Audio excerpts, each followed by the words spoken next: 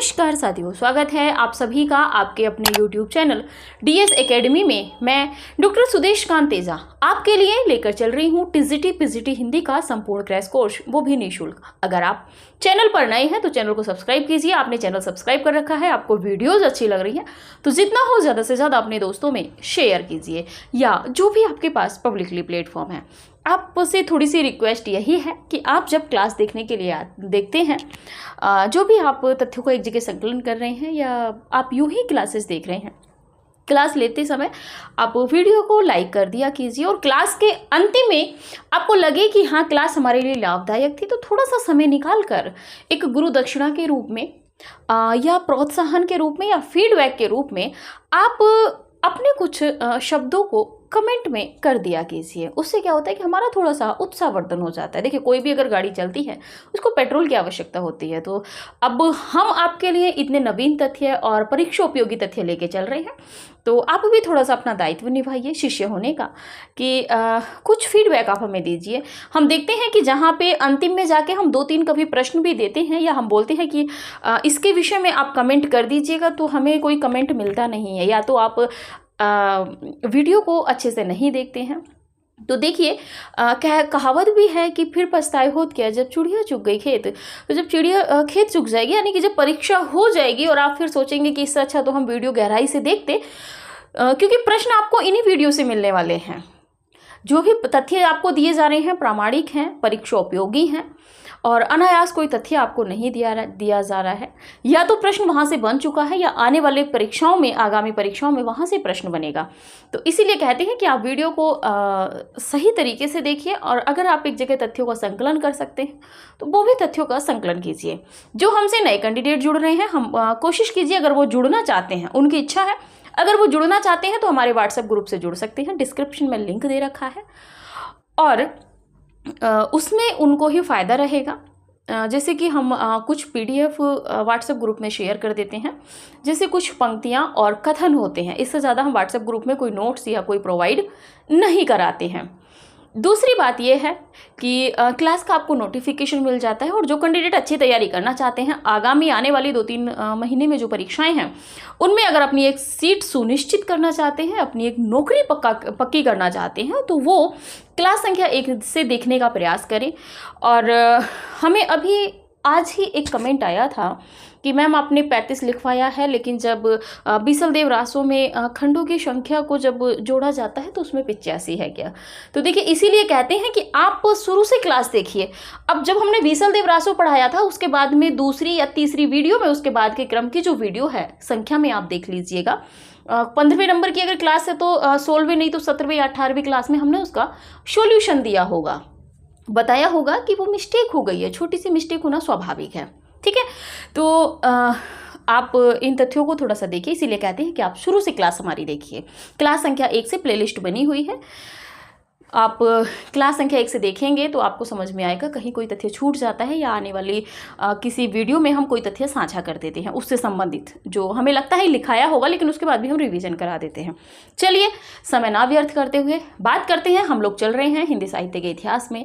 हिंदी साहित्य के इतिहास में भी हम बात कर रहे हैं इस समय भक्ति काल में, और भक्ति काल के भी सगुण भक्तिधारा में, और सगुण भक्तिधारा के भी अंदर हम बात कर रहे हैं गोस्वामी तुलसीदास जी की रचनाओं में। गोस्वामी तुलसीदास जी को हमने 2 वीडियो में बहुत विस्तृत देखा था, जबकि उनसे संबंधित जो आलोचकों के कथन थे या उनकी रचनाओं के विषय में जो आलोचकों के कथन थे वो अभी हमने नहीं देखे, और हम वीडियो में नहीं देखेंगे, उनको हम व्हाट्सएप ग्रुप में देखेंगे।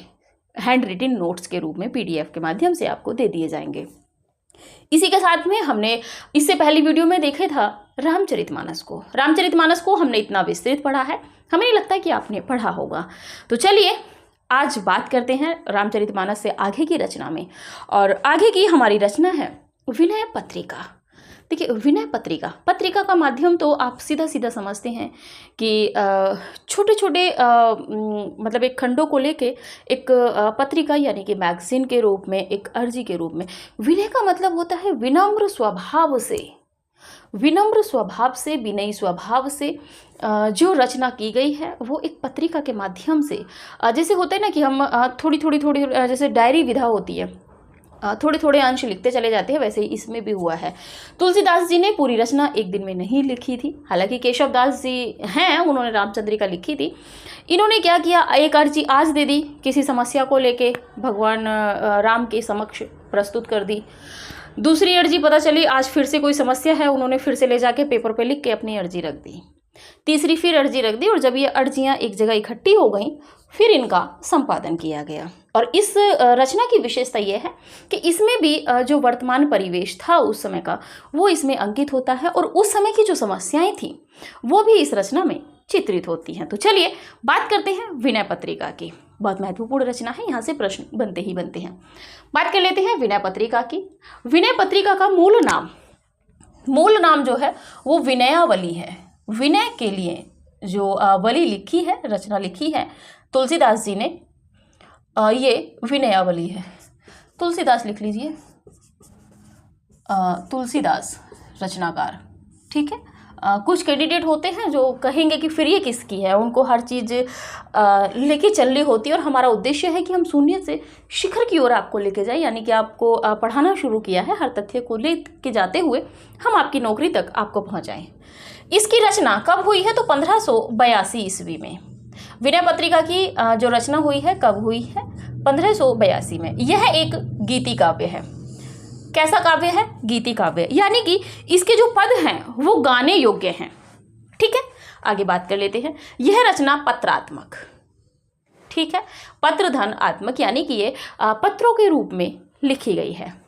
पत्रात्मक, प्रार्थना या अर्जी, हमने बताया था कि होता है ना, जैसे हम कहीं पे जाते हैं, कहते हैं कि आप अपनी अर्जी लगा दीजिए, तो वही चीज़ यहाँ पे है, या आप अपनी प्रार्थना सुना दीजिए। आप जाते हैं, आपकी कोई मनोकामना पूरी नहीं होती, आप कहते हैं कि वो बड़े हनुमान जी के पास, बोले जी हनुमान जी आपका उद्धार कर दीजिए, 11 किलो लड्डू चढ़ाऊंगा या 5 किलो लड्डू चढ़ाऊंगा, इतने के लड्डू आपको आपके प्रसाद के रूप में चढ़ाऊंगा। तो ये एक अर्जी होती है, जो मनोकामना होती है। लेकिन यहाँ पे जो मनोकामना थी वो मुख से ना बोल के लिखी गई थी, लिख के तब भगवान राम के समक्ष प्रस्तुत की गई थी। ठीक है, आगे बात करते हैं। तो ये क्या है, पत्रात्मक शैली में। यहाँ से प्रश्न बनेगा, गीति काव्य है, 1582 है, नाम क्या है, विनयावली, ये प्रश्न बन चुके हैं। अब प्रश्न बनेगा कि विनय पत्रिका किस शैली में लिखी गई है, तो किस शैली में है, ये पत्रात्मक शैली में लिखी गई है। ये यहाँ से 3 विकल्प हो सकते हैं। इस रचना में 279 पद हैं, यानी कि 279 पद हैं, 279। हिंदी के बहुत विद्यार्थी हैं जिनको 79, 89 इनमें कन्फ्यूजन होता है। ठीक है, आगे बात करते हैं। इसकी रचना तुलसीदास ने काशी, यानी कि इस समय वर्तमान में बनारस के चौखंबा मोहल्ले में की थी। कहाँ पे की थी, देखिए प्रश्न गहराई से भी पूछ सकता है, क्योंकि जो भी तथ्य है, शुक्ल नगेंद्र जी का इतिहास, बच्चन जी का इतिहास, यहीं से तथ्य हैं, और यहाँ पे जब तथ्य अंकित हैं तो प्रश्न बनना स्वाभाविक है। तो चौखंबा मोहल्ले, ये चौखंबा मोहल्ला का है आपका काशी में, वहाँ पे की थी तुलसीदास ने। इस रचना में कोई कथा नहीं है, महत्वपूर्ण तथ्य है, आप इसको मोस्ट इंपोर्टेंट लगाइए। इस रचना में कोई कथा नहीं है, वरन इष्ट देव के प्रति, और इष्ट देव कौन है यहाँ पे, तो इष्ट देव है आपके राम के प्रति भक्ति की आराधना की गई है। देखिए यहाँ से प्रश्न कैसे बनेगा कि निम्नलिखित में से तुलसीदास की किस रचना में कोई भी कथा नहीं कही गई है। ठीक है, अब आप कहेंगे कि जब रचना है तो कथा का होना तो स्वाभाविक है, लेकिन ये रचना एकमात्र ऐसी है, इसमें कोई कथा नहीं कही गई है। ठीक है, चलिए आगे बात करते हैं। इस रचना में प्रपत्ति मूला का मतलब होता है सीधा सीधा समर्पण मूला, यानी कि अब आप ही हमारे आधार हो, हमने आपको जो भी था हमारे पास वो समर्पण कर दिया है, या हम अपने तन मन से आपके प्रति समर्पण है, आपको ही हमारा ध्यान रखना है। जैसे कि अभी देखिए आपका प्रपत्ति मूला जो भक्ति है आपके ऊपर कैसे लागू होगी कि आप अपने आप को समर्पित कर दीजिए। आप अपने आप को अपने लक्ष्य को पाने के लिए, अपने गोल को पाने के लिए आपको समर्पित करना होगा। क्या समर्पण करना होगा आपको, अपने आप को पूर्ण रूप से अपनी किताबों के लिए समर्पित करना होगा। किताबें हैं, क्लासेज हैं, नोट्स हैं, आपको उन सबको पढ़ना होगा। बाकी की दुनियादारी में क्या हो रहा है इससे आपको दूर होना होगा। जैसे कि फ़ोन का आपको टाइमली यूज़ करना होगा। जैसे ऑनलाइन क्लासेस जब हम दे रहे हैं आपको, इसमें आप एक टाइम लगा लीजिए कि हमारी क्लास जब 11 बजे सुबह अपलोड होती है, आपने 11 से 11:30 पौने 12 तक क्लास देखी, तो ये सब चीज़ें हैं। आपको बाकी सब चीज़ों को छोड़कर समर्पण करना होगा अपनी किताबों को, स्वयं को, ठीक है? तभी आप एक अच्छी नौकरी पा पाएंगे। आपको मेहनत करनी होगी, क्योंकि मेहनत का कोई पर्याय नहीं होता है, ठीक है?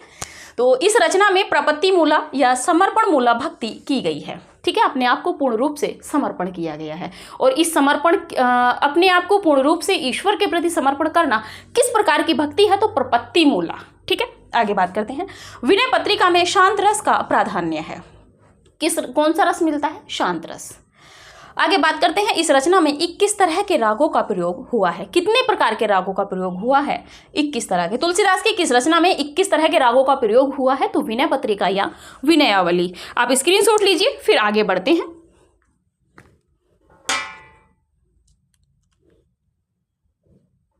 चलिए, आपको करना क्या है? देखिए, हमारी वीडियो को जितना हो शेयर करते रहिए आप, क्योंकि हम जितना आपको दे रहे हैं उतना फीडबैक हमें नहीं मिल रहा है, तो इसीलिए निराश हो जाते हैं।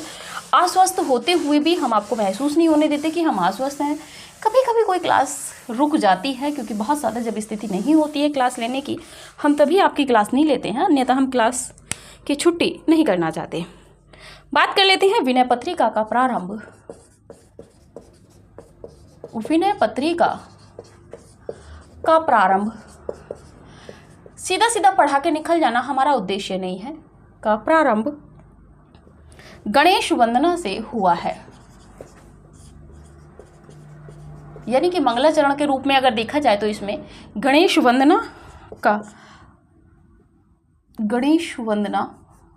विनय पत्रिका का प्रारंभ गणेश वंदना से हुआ है। देख लेते हैं गणेश वंदना में कौन सा है। गाइए गणपति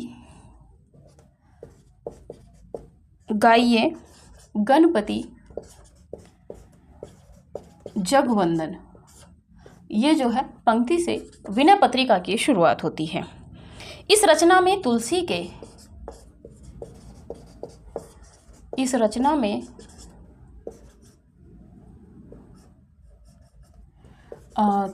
के निजी जीवन के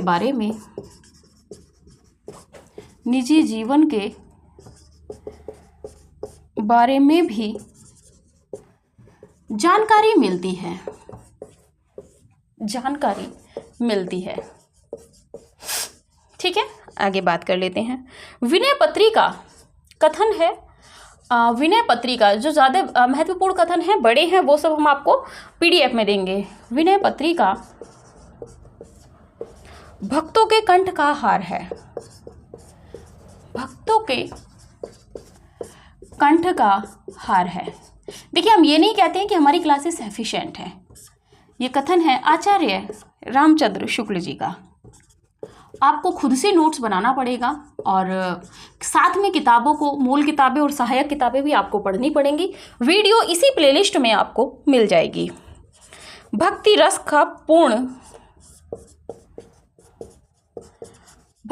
का पूर्ण परिपाक जैसा विनय पत्रिका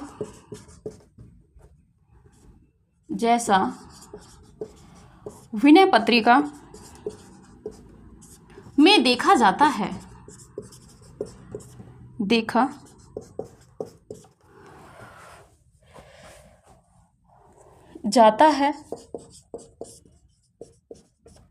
वैसा अन्यत्र नहीं।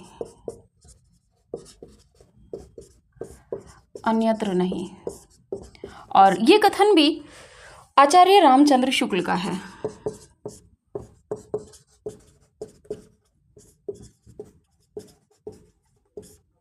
चलिए बात कर लेते हैं विनय पत्रिका में थोड़ा सा। इसका जो महत्वपूर्ण है वो यही है कि विनय पत्रिका का प्रारंभ किससे हुआ है? तो गणेश वंदना से हुआ है। देखिए, सरस्वती वंदना, राम वंदना, क्योंकि राम भक्त हैं तुलसीदास जी, तो यहाँ से प्रश्न बनने की संभावना है। और यहाँ पे आप एक कहते हैं ना, गच्चा खा जाएंगे। आप इसलिए गच्चा खा जाएंगे या भ्रमित हो जाएंगे क्योंकि विनय पत्रिका में किसकी वंदना की गई है? तो इसमें जो वंदना की गई है शुरू में, वो गणेश जी की गई है। पद भी मिल जाता है। गाइए गणपति गजवंदन तुलसीदास की किस रचना से लिया गया है? तो ये विनय पत्रिका से। इस रचना में तुलसीदास के निजी जीवन के बारे में भी जानकारी मिलती है, क्योंकि तुलसीदास जब समस्याओं से पीड़ित हैं तभी उन्होंने अर्जी की है। विनय पत्रिका भक्तों के कंठ का हार है। ये किसने कहा है? आचार्य रामचंद्र शुक्ल जी ने। विनय पत्रिका को भक्तों के कंठ का हार किस आलोचक ने कहा है? रामचंद्र शुक्ल जी ने। तुलसीदास की किस रचना को भक्तों के कंठ का हार कहा जाता है? विनय पत्रिका को। आगे बात कर लेते हैं। भक्ति रस का पूर्ण परिपाक जैसा विनय पत्रिका में देखा जाता है वैसा अन्यत्र नहीं। ये कथन किसका है? आचार्य रामचंद्र शुक्ल जी का। आप स्क्रीनशॉट लीजिए, फिर आगे बढ़ते हैं।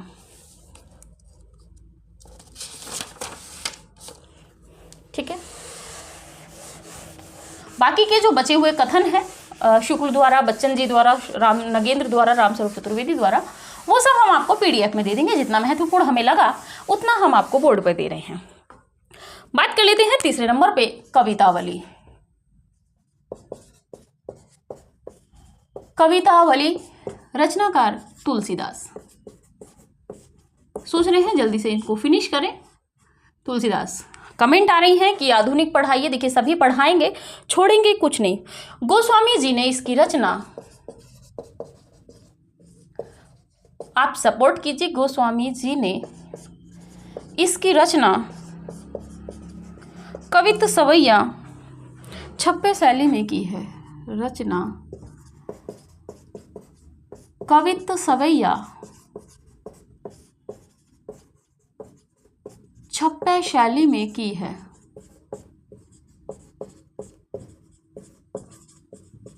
ठीक है, आगे बात कर लेते हैं।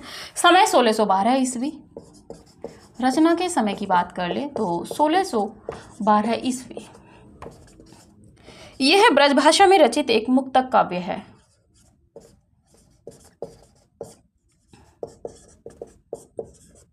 विनय पत्रिका में भी जो भाषा है वो ब्रज भाषा ही है।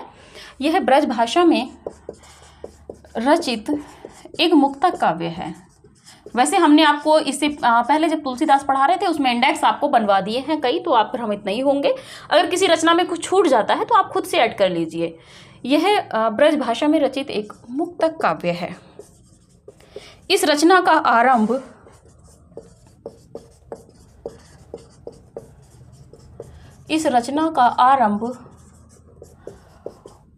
वात्सल्य रस से होता है।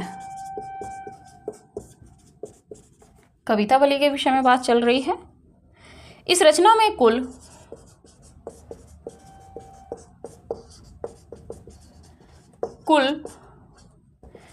325 पद हैं। आगे बात करें। डॉक्टर माता इस रचना में 325 पद हैं तथा 7 कांड हैं। ठीक है, आप खुद से नोट कीजिएगा कि किस किस रचना में 7 कांड हैं और कमेंट कर दीजिएगा। डॉक्टर माता प्रसाद गुप्त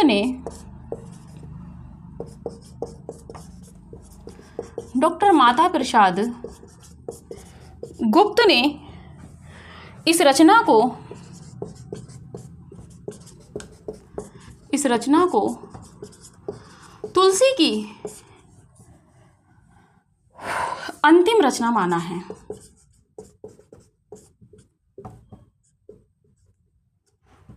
अंतिम रचना माना है। आगे बात कर लेते हैं। यह रचना सामाजिक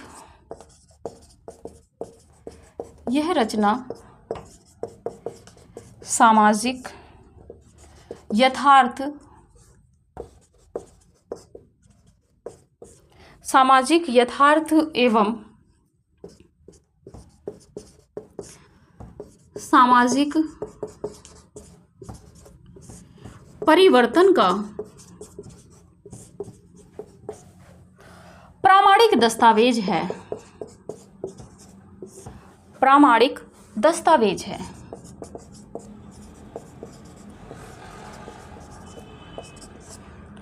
इस रचना के उत्तरकांड में इस रचना के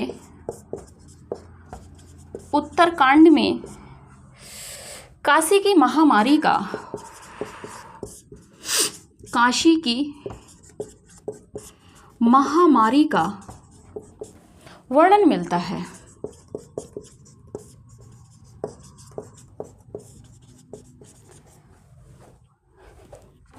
हनुमान बाहुक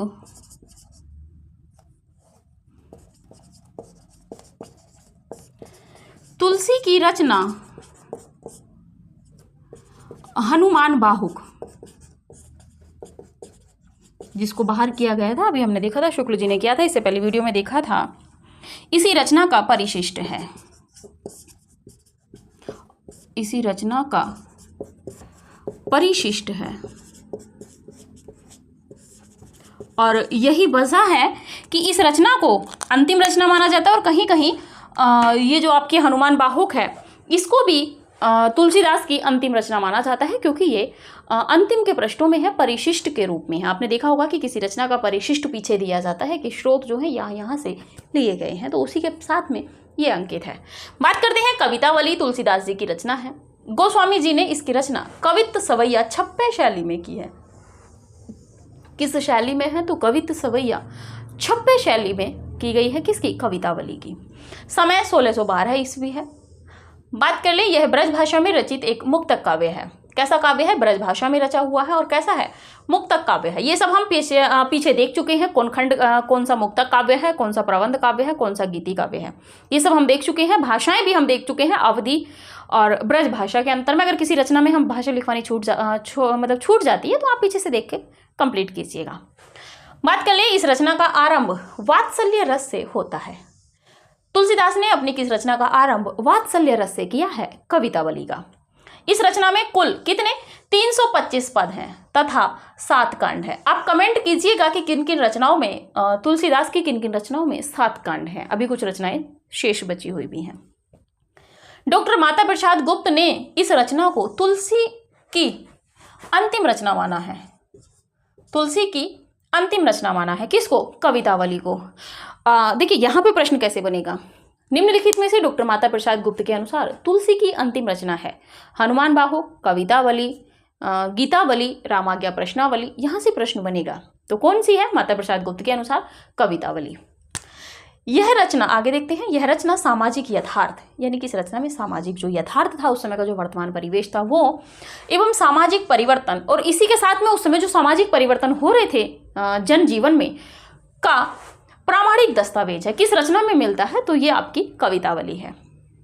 इस रचना के उत्तरकांड में काशी की महामारी, काशी में एक बार महामारी हुई थी। महामारी जैसे होता है कि कोई एक रोग बहुत ज़्यादा फैल जाना, जैसे अभी हम कोरोना से निकले हैं, तो कोरोना भी एक महामारी ही थी। तो इस तरह से तो इस रचना के उत्तरकांड में, किस कांड में? उत्तरकांड में काशी की महामारी का वर्णन मिलता है। किस में मिलता है? तो कवितावली में।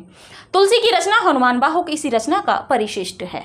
ठीक है, आप स्क्रीनशॉट लीजिए, फिर आगे बढ़ते हैं।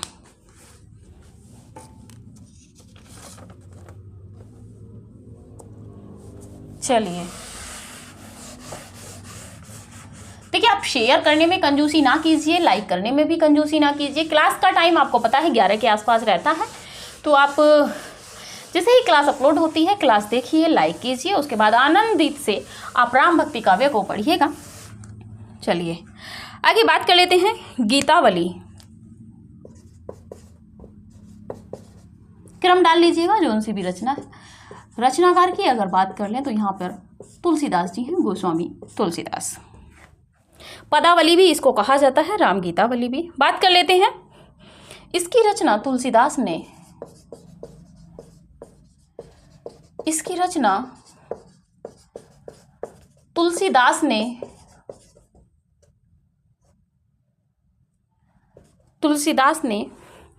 1571 ईस्वी में की थी। 71 ईस्वी में की थी। इस गीति काव्य का आरंभ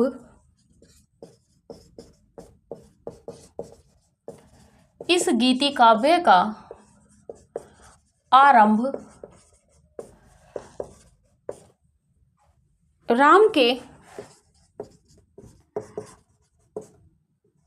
के राज्याभिषेक से होता है।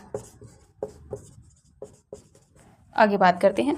इस रचना में 328 पद और 7 कांड हैं।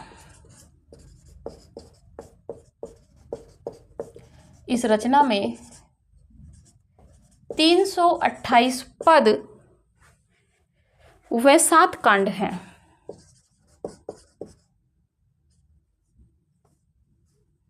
एवं तथा कीजिए, तथा 7 कांड हैं। आगे बात कर लेते हैं। इस ग्रंथ में लोक संस्कृति का, इस ग्रंथ में लोक संस्कृति का वड़े मनोयोग से, वड़े मनोयोग से चित्रण एवं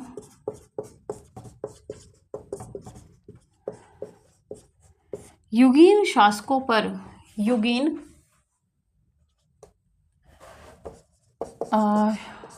शासकों पर व्यंग्य भी किया गया है। आगे बात कर लेते हैं। इस रचना में रामचरित संबंधी गीत, इस रचना में रामचरित संबंधी गीतों को लिपिबद्ध किया गया है। गीतों को लिपिबद्ध किया गया है। गीतावली में मंगलाचरण का प्रयोग नहीं मिलता है। इस रचना में मंगलाचरण का प्रयोग नहीं मिलता है, प्रयोग नहीं मिलता है। आगे बात कर लेते हैं।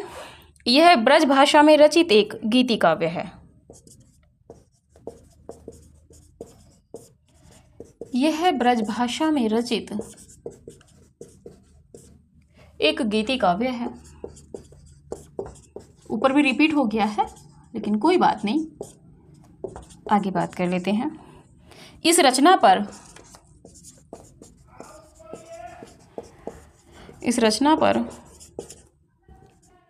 सूरदास के वात्सल्य वर्णन का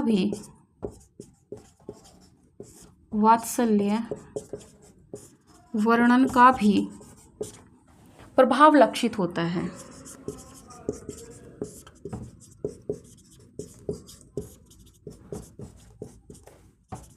ठीक है, चलिए आगे बात कर लेते हैं। गीतावली इस देखा जाए तो तुलसीदास की रचना है। इसकी रचना तुलसीदास ने 1571 ईस्वी में की थी। कब की थी? 1571 ईस्वी में। इस गीति काव्य का आरंभ राम के राज्याभिषेक से होता है। निम्नलिखित में से तुलसी की किस रचना का आरंभ राम के राज्याभिषेक से होता है? प्रश्न इस तरीके से बनेंगे तो आपका गीतावली है। इस रचना में 328 पद तथा 7 कांड है। हम कह रहे हैं कि आप 7 कांडों को एक जगह इकट्ठा कीजिएगा किस किस रचना में है। इस ग्रंथ में लोक संस्कृति का बड़े मनोयोग से चित्रण एवं युगीन शासकों पर व्यंग्य भी किया गया है। देखिए महत्वपूर्ण है ये, बाकी सब आपने हर किताब में पढ़ा होगा। तुलसीदास की किस रचना में युगीन शासकों पर, तुलसीदास ने अपनी किस रचना में युगीन शासकों पर तीखा व्यंग्य किया है? आप कहेंगे जी तुलसीदास ने तो शासकों पे व्यंग्य किया ही नहीं होगा, क्योंकि वो तो राम की धुन में लगे हुए थे। लेकिन ऐसा नहीं है। किसमें क्या है? गीतावली में। आगे बात कर लेते हैं। इस रचना में रामचरित संबंधी गीतों को लिपिबद्ध किया गया है। राम के चरित्र से जो संबंधित गीत थे उनको एक जगह संकलित किया है। किसने? तुलसीदास ने ही। और साथ में युगीन जो शासक था उस पर भी तीखा व्यंग्य किया है। इस रचना में मंगलाचरण का प्रयोग नहीं मिलता। तुलसीदास की किस रचना में मंगलाचरण का प्रयोग नहीं मिलता? अभी तो आपने गीतावली देखा है, अगर आगे भी किसी रचना में नहीं मिलता है तो वो भी एक साथ आप नोट कर लीजिएगा। इसीलिए कहते हैं कि इस तरह से जब आप नोट्स बनाएंगे बहुत अच्छा कलेक्शन आपके पास तैयार होगा। यह ब्रज भाषा में रचित एक गीति काव्य है। भाषा कैसी है? ब्रज है। आगे बढ़ते हैं। इस रचना पर सूरदास के वात्सल्य वर्णन का भी प्रभाव लक्षित होता है।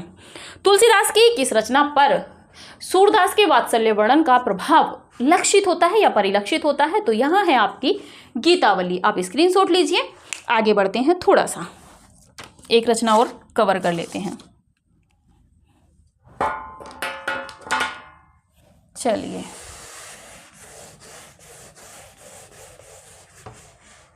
लेकिन वीडियो को शेयर करने में आप कंजूसी नहीं कीजिए।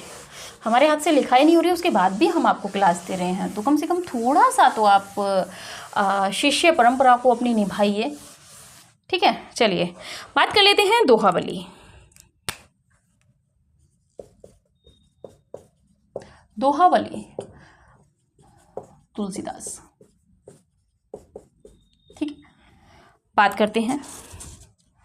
इस नीति काव्य की रचना, यह एक नीतिपरक काव्य है।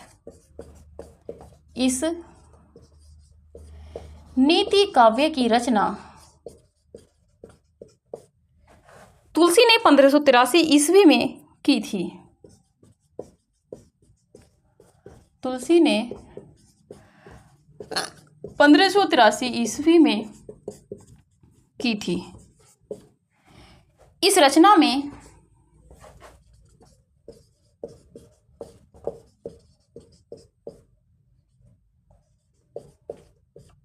इस रचना में 573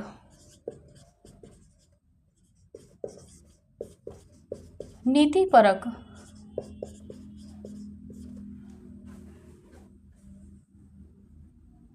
दोहा छंद हैं। कितने छंद हैं? तो 573। बात कर लेते हैं।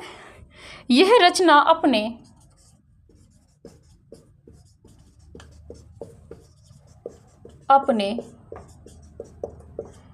सांग रूपक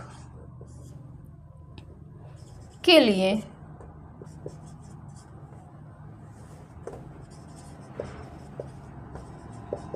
सांग रूपक अलंकार के लिए सर्वाधिक प्रसिद्ध है।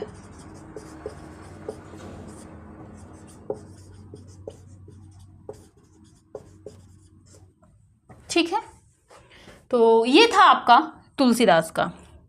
इसमें भी अगर देखोगे आप तो 85 दोहे रामचरितमानस के हैं, 131 दोहे राम सतसई के हैं और आपके 335 दोहे हैं।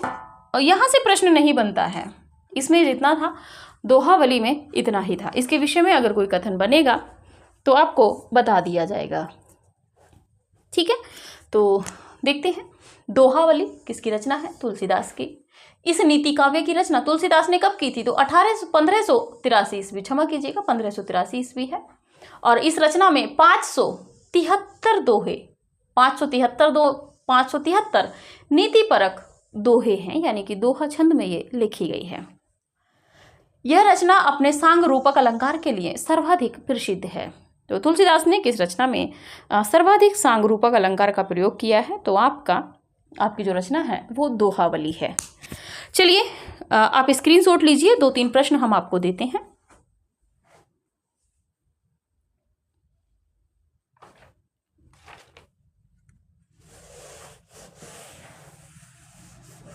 देखिए, कमेंट्स जरूर कर दिया कीजिए। आप अगर अच्छे पढ़ रहे हैं, आप नोट्स बना रहे हैं, तथ्यों का संकलन कर रहे हैं, तो आप मुझे नहीं लगता कि आपको कोई समस्या होनी चाहिए।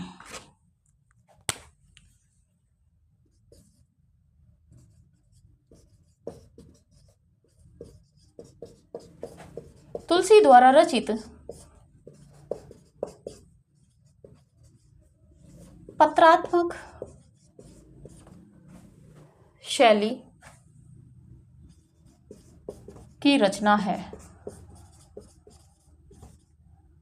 आपको उत्तर स्वयं देना है, हम विकल्प भी आज नहीं देंगे। दूसरे नंबर पे है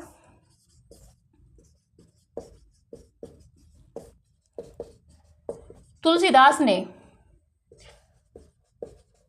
विनय पत्रिका की रचना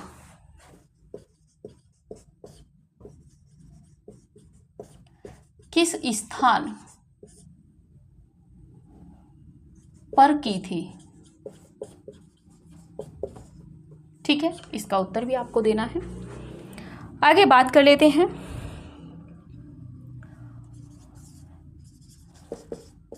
आचार्य, सीधा सीधा लिख लेते हैं, रामचंद्र शुक्ल ने तुलसी की किस रचना को भक्तों के कंठ का हार कहा है? कंठ का हार कहा है, ये भी आपको उत्तर देना है। आगे बात कर लेते हैं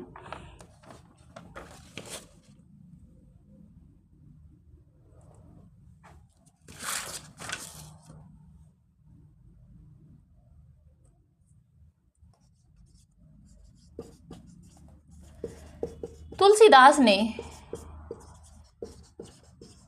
अपनी किस रचना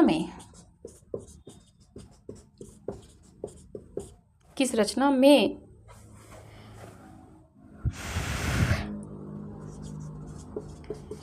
युगीन शासकों पर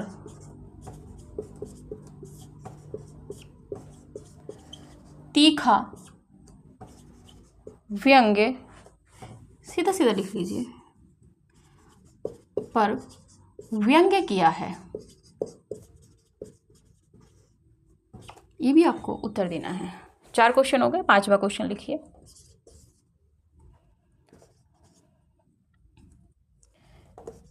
सूरदास के वात्सल्य वर्णन का प्रभाव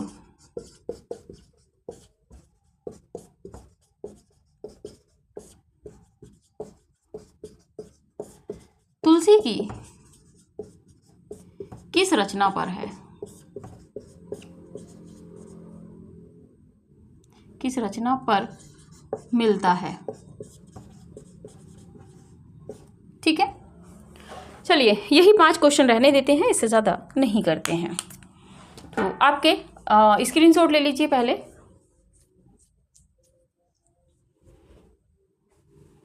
देखिए, जो भी तैयारी करना चाहते हैं, मैं बार बार आपसे यही कहती हूँ कि आपको हम शून्य से शिखर की ओर लेके जाएंगे, यानी कि यहाँ से आपको यहाँ तक लेके जाएंगे जहाँ तक आपका लक्ष्य होगा।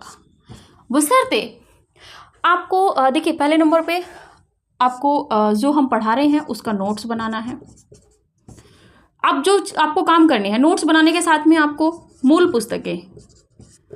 पुस्तकें जो आपके पास हैं आप उनको पढ़ लीजिए, जो भी आपके पास है। हम ये नहीं कह रहे हैं कि आप खरीदिए, अगर आपके पास नहीं है समय तो कोई आवश्यकता नहीं है, हम इतना दे रहे हैं आपको कि उन किताबों का निचोड़ सभी का आपके पास है। सहायक पुस्तकों में भी हमने वीडियो बना रखी है, आप उसको देख सकते हैं कौन कौन सी पुस्तकें सहायक हैं। इसके बाद में आपको रिवीजन करना बहुत ज़रूरी है। अब जैसे हम छोटे छोटे प्रश्न आपको देते रहते हैं, कई कैंडिडेट हमें फ़ोन करते हैं कि मैम टेस्ट सीरीज शुरू कर दीजिए, पैसा ले लीजिए उसका। तो देखिए, ये सब नहीं है, हम आपको एक लाइन में बताते चलते हैं कि यहाँ से ये प्रश्न बन सकता है, तो आप उस प्रश्न को आगे नोट कर लीजिए, क्योंकि जितना पढ़ा रहे हैं प्रश्न यहीं से बनना है, आप ये मान के चलिए। और जो भी देखिए, हम जो मेहनत कर रहे हैं उसका फीडबैक हमें बहुत कम मिल रहा है, कहीं ना कहीं यहाँ पे निराश हमें हो जाते हैं, लेकिन फिर भी जो आपसे वादा किया है वो वादा पूरा करेंगे। और आपको जो भी कोर्स है, आपका कोशिश हम भी यही कर रहे हैं कि जितना जल्दी हो आपका सिलेबस कंप्लीट कराएं। बशर्ते ये है कि थोड़ा स्वास्थ्य भी साथ नहीं दे रहा है, थोड़ा सा हम अस्वस्थ चल रहे हैं, इसी की वजह से कभी कभी आपकी क्लासेस नहीं आ पाती हैं और मैसेज भी नहीं पिन कर पाते हैं, क्योंकि बहुत ज़्यादा व्यस्तता हो जाती है, एकदम से अस्वस्थ हो जाते हैं तो समझ में ही नहीं आता कि फिर क्या करें। तो ठीक है, जितना भी हमें समय मिल रहा है, जितनी भी हमारा स्वस्थ हमें शरीर हमारा ठीक हो रहा है, वैसे वैसे हम जितने स्वस्थ हो रहे हैं वैसे ही हम आपकी क्लासेस को आगे बढ़ाने का प्रयास करेंगे। अभी बीच में भी हमने बढ़ाने का प्रयास किया था, लेकिन थोड़ा सा अस्वस्थ हो गए थे फिर से, इसीलिए नहीं बढ़ा पाए थे। तो आप निराश ना होइएगा, आप ये ना सोचिएगा कि हम फ्री में आपको क्लास दे रहे हैं तो बहुत कम मैटर हम आपको दे रहे होंगे, परीक्षा उपयोगी होगा कि नहीं होगा। आप जो हम जितना पढ़ा रहे हैं आप इसको प्रीवियस ईयर पेपर से मिलाइए। कहीं आप टेस्ट दे रहे हैं आप उनसे मिलाइए। 1-2 प्रश्न छूट जाता है वो दूसरी बात है, वो 2-3-4 प्रश्न स्वाभाविक है कहीं अलग से आने या कुछ नई रचनाओं में, तो आपका चयन वहाँ से नहीं रुकेगा, आपका चयन यहाँ से रुकेगा जब आप पढ़े हुए तथ्यों में गलत करेंगे। तो जो भी हमने 5 क्वेश्चन दिए हैं इनके उत्तर आप कमेंट बॉक्स में ज़रूर दीजिएगा। एक कैंडिडेट एक ही कमेंट में सारे उत्तर हमें देगा, ठीक है। जो भी अच्छे पढ़ने वाले हैं, बाकी सबका अपना अपना है, आते हैं लोग जाते हैं। तो ठीक है, आज यहीं तक, मिलते हैं अगली वीडियो में। तुलसीदास की जो बाकी की बची हुई रचनाएं हैं, प्रयास रहेगा कि सभी रचनाओं को एक वीडियो में अगली में कवर कर लिया जाए, ठीक है। तो चलिए आज के लिए इतना ही, मिलते हैं अगली वीडियो में नए तथ्यों के साथ में। तब तक के लिए नमस्कार।